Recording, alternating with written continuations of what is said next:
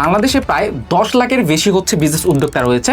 তার মাঝে যদি আমি 2 লাখ উদ্যোক্তাকে ধরি যাদের মডারেটর প্রয়োজন, যদি প্রত্যেকের 2 জন করে মডারেটর লাগে, সেক্ষেত্রে 4 লাখের বেশি মডারেটর আসলে প্রয়োজন। আসসালামু আলাইকুম।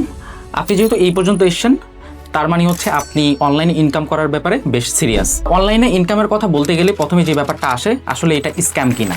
সো এই ব্যাপারটা ক্লিয়ার করব যে আপনি তো সবসময় দেখে থাকেন, আপনি অনলাইন থেকে কেনাকাটাও করেন বা দেখে থাকেন যে অনেকে অনলাইনে বিভিন্ন জিনিস সেল করে।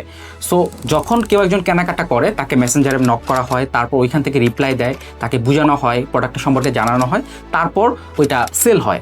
সো এই যে মডারেটরের যে জবের কথাটা বলা হচ্ছে, তার মানে এই জবটা আসলে এক্সিস্ট করে, যার ফলে এখান থেকে আসলে ইনকাম করা সম্ভব। সো এইটাতে আসলে স্ক্যাম করার মতো কোনো ব্যাপার নেই, বা এটা যে আসলে একটা সলিড জব সেটা এখান থেকে প্রুভ হয়ে যায়। আচ্ছা, এবার একটা অপরচুনিটির কথা বলি।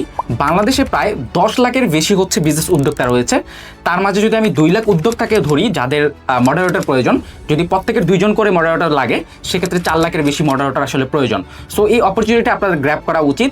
কিন্তু অনেকেই মনে করে মডারেটর জবটা খুবই ইজি, যে শুধু ইনবক্সে মেসেজ আসলো, আপনি রিপ্লাই দিয়ে দিলেন, ব্যাপারটা কিন্তু মোটেও এমন না।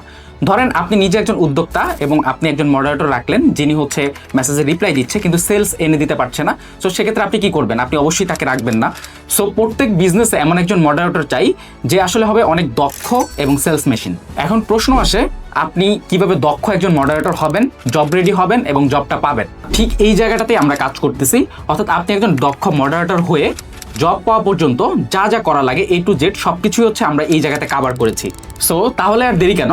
আপনাদের সাথে শীঘ্রই দেখা হচ্ছে কোর্সের ভিতরে।